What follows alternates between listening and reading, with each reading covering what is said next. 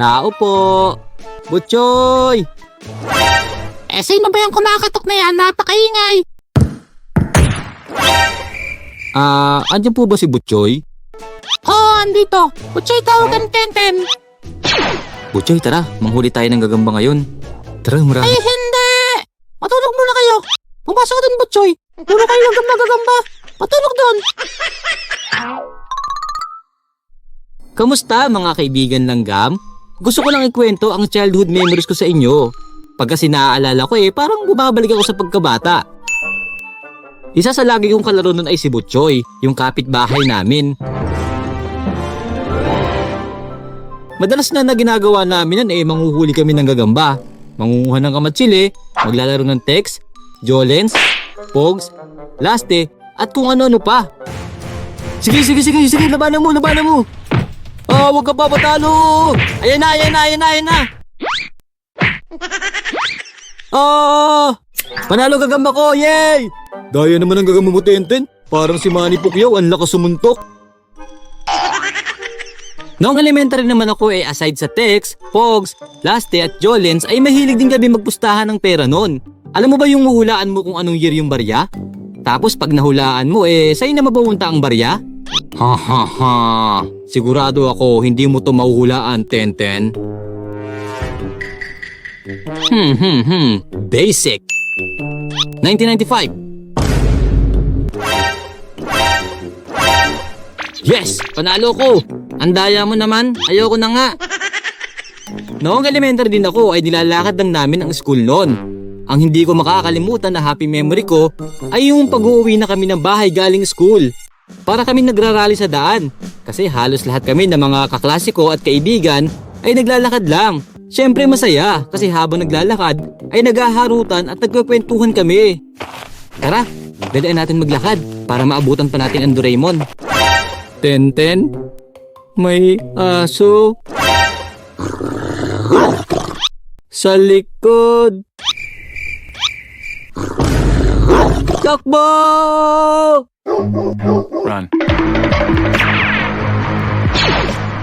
Speaking of Doraemon, ito yung favorite ko na pinapanood noon. At meron pa syempre, di mawawala dito ang Slam Dunk, Knockout, Lupin the Third, Ghost Fighter, Dragon Balls at Detective Conan. At syempre marami pang iba. Ang malungkot lang na part wala kaming TV noon. Kaya pumupunta pa ako sa kapitbahay namin para manood. Huh? Naglalaro ka din ba ng video game? Yung hinuhulugan ng piso? Isa ito sa kinakaadikan namin noon. Sa baryo kasi namin noon ay madaming bata. Kaya kapag walang pasok o kaya naman pagkagaling sa school, kumpul-kumpul kami sa video game. Hoy, ako ang susunod dyan ha. Kanina pa ako dito nakapila Hoy, nek-nek nyo. Mas nauna ako sa inyo. Tabi, ako ang susunod na maglalaro. Yabang talaga ni Bogart. Akala mo sa kanyang video game?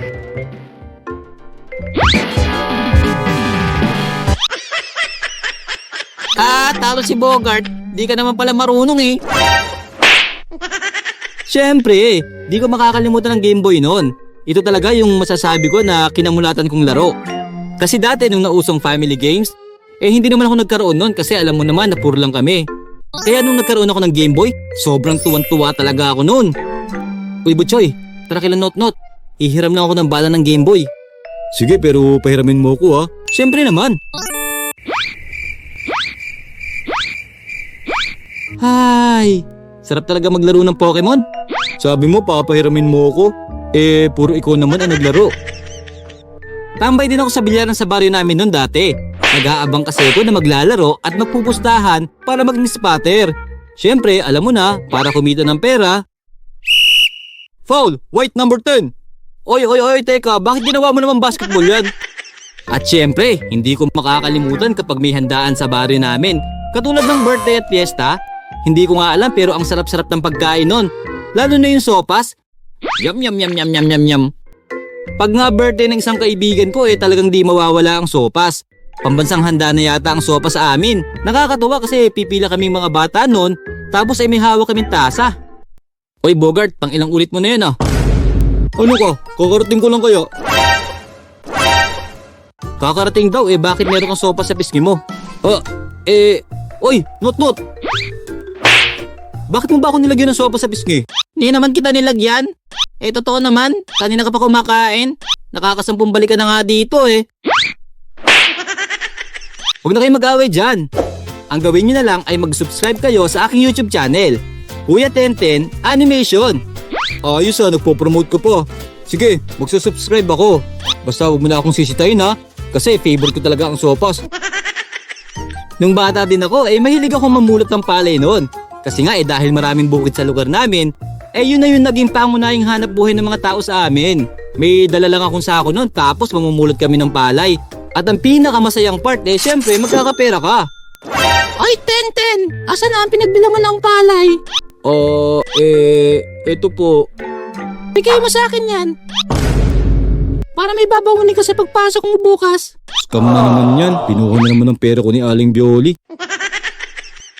At dito natatapos ang aking kwento about my childhood memories. Sana nag-enjoy at nakarelate kayo. Kaya tara, sabay-sabay nating alalahanin ang ating pagkabata. Kasi minsan lang ito sa buhay natin at laging tandaan na masaya ang maging bata. Walang problema, puro laro lang. Ang pagkabata din kasi ang humubog sa atin. At kung ano man tayo ngayon, dahil yun sa mga karanasan natin nung bata pa tayo. Ikaw, ano ang pinaka-memorable childhood mo? Comment mo yan sa baba. Pipili ako ng dalawa. Kapag ikaw ang napili ko, ay mananalo ka ng 100 pesos GCash load each. Congratulations nga pala sa mga nanalo ng GCash load sa previous video natin. Shoutout din sa inyo! Lagi lang manood at mag-participate sa aking video. Malay mo, ikaw na ang mapili na manalo ng GCash load sa susunod. Hanggang dito na lang mga kaibigan langgam. Huwag kalimutang mag-subscribe at pindutin ang notification bell para laging updated sa aking video.